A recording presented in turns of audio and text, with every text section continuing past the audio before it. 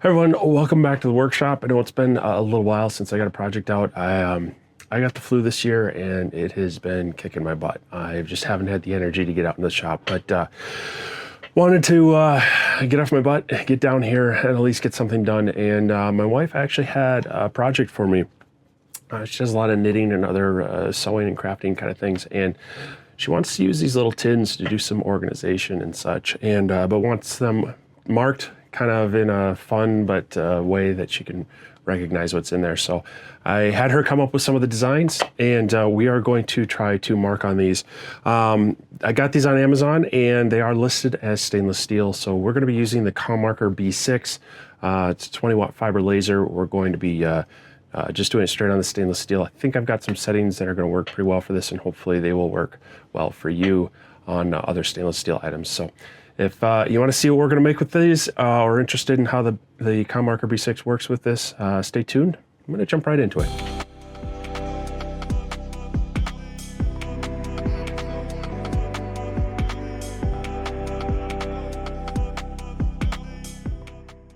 All right, so we're over here with the ComMarker B6, and I've done a little testing. I've got these blanks, these stainless steel blanks, and I was able to come up with a pretty good setting that makes a nice dark engraving, but doesn't seem to heat it up so much that it warps.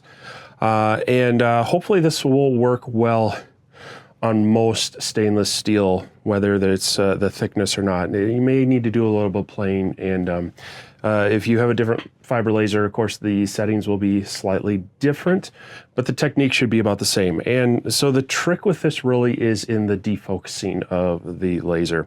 And so what we want to do is we actually want to raise it up roughly 3 millimeters. So now this has autofocus on it that does work pretty well. But I need to adjust the focus. And so I have a piece of 3 millimeter Baltic birch that we're basically just going to set this down and then set our material on. We'll hit the autofocus, and that should raise the laser up. And then we'll also look at the other settings that I have in here. Again, this should work on most standard fiber lasers. There's nothing out in crazy land as far as frequency and such. So what I'm doing is I know we'll try to overlay maybe the screenshot on this, but we're going to set up the file, and we're going to set this up in a two-pass, effectively two passes, but I'm setting up cross-hatching, so it's going to do one at 45 and one at negative 45, so it's basically doing a 90-degree pass. So we're just doing one pass of a crosshatch or two passes with it, at 45 differential, just depending on how your slicer or how your software sets it up. But in Lightburn, I'm setting it up with crosshatch and starting at a 45 and then going 90 degrees for the next one, basically. I have my line interval set at 0.0254 millimeters, or about 1,000 lines per inch. And then for this one, I'm running it at 50.8 millimeters a second. And for this 20-watt fiber, I'm running it at about 52.5% power. Then we're just keeping our frequency at 25. So again, those settings should translate into most standard, typical fiber lasers. You don't need a MOPA or anything with crazy Q-pulse adjustments and such for this. But then the key thing again is you want to defocus it by 3 millimeters. So with that, you should be able to get a fairly dark engraving, hopefully without any warping on your stainless steel. So let's go ahead and get the first tin set up. We'll get the graphic loaded in there, and we'll see how it comes out. All right, so once again, we're going to start making sure that it is focused 3 millimeters high. So I'm setting the tin on top of the 3 millimeter Baltic birch and letting the autofocus make its adjustment. I want to give it plenty of time to stop. Then this is a framing box you're going to see I set up. First, we bring in the graphic, and I'm going to go ahead and trace this, make sure it's a vector image, and it looks pretty good. Just going with the default. We're going to size it down a little bit, but here you're also then going to see me bring in a box and set it to the tool layer, and then I'm going to quick measure the tin and adjust that box size to the actual dimensions of kind of the engraving.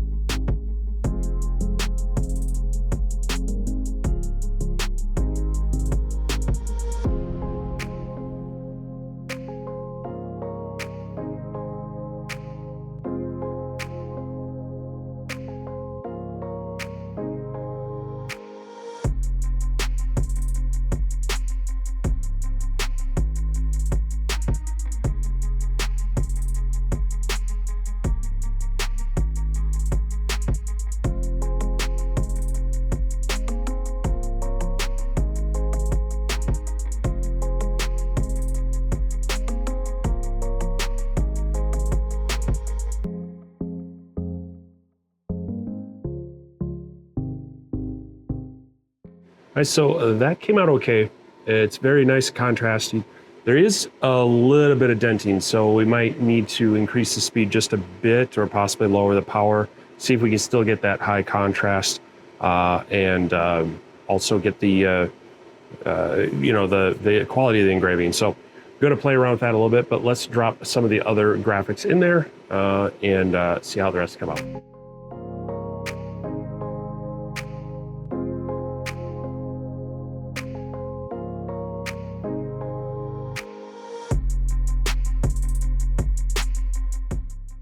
All right, so finished that second one, and I first tried to bump the speed up just a little bit, and it just wasn't cutting it. It would mark it, but so I had to run it back over with the regular settings. So it might be a little bit of playing in there yet to do, but it does seem like those initial settings are kind of a sweet spot. It's deforming the metal just a little bit, but not so much that it's going to be a problem for this project. Now, I do have to talk to my wife. The engraving came out well, but some of those fonts, and I'll try to put a picture of this up there. Just that real fine line of the font is not showing the detail very well. And so this is a thing of, as you're working with clients and customers, keep in mind what might look good digitally is not always going to transform into the size of what you're working with. So let me get the other things engraved. We'll see how they all come out and take a look at it when it's all done.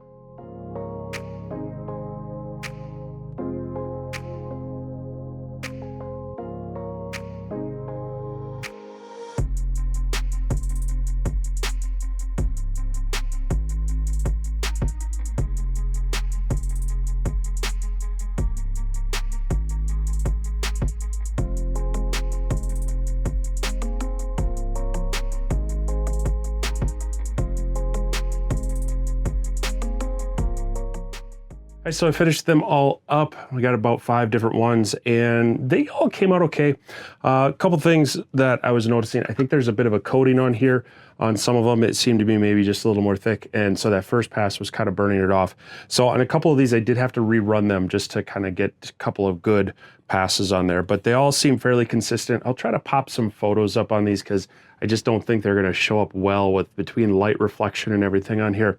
But they do all have a pretty solid contrast and are looking pretty good. So, hopefully this will help you out. Again, using the ComMarker B6 20-watt fiber, nothing fancy about it, kind of your entry-level fiber laser. And the real trick there being raising that focus up about 3 millimeters. And again, use those settings that I had outlined earlier and maybe make adjustments for yours. If you have a higher power laser, you're going to need to drop that power down and possibly adjust the speed a little bit. But this should allow you to get some pretty solid dark engravings on stainless steel without a lot of warping, without really damaging the surface. Should work on knives and everything else. So give it a shot. Hopefully it works well for you. If you're new to fiber lasers or interested in the ComMarker, I'll have links down below. I've been playing around with it, and it has definitely been fun to play around with different materials. They're really good with acrylics and metals, not so good with the more natural materials. That's what our diodes and CO2s are for. But if you're into doing some custom markings on plastics and metals, this is definitely something to look at as well. So I hope this was a good video. Hope it helped you out some, or maybe just gave you an idea to use with your laser. If you have any questions or comments, go ahead and leave those down below. And if you like what you saw here, hit that thumbs up. Consider subscribing if you're new here. I do a lot of project videos like this. I do product reviews. Also do live streams Sunday night with my friend over at the Clack Shack, where we answer people's questions live, talk about what's going on, events and new products and such. So always join us there as well. Anyway, I'm going to wrap this up. Need to get some rest going again. Still a little congested from the whole flu bit, but wanted to get this out there for you, get something for you to enjoy. So I hope you enjoyed it. I hope you had a good time, but most importantly, I hope you get into your workshop and make something too. We'll catch you next time.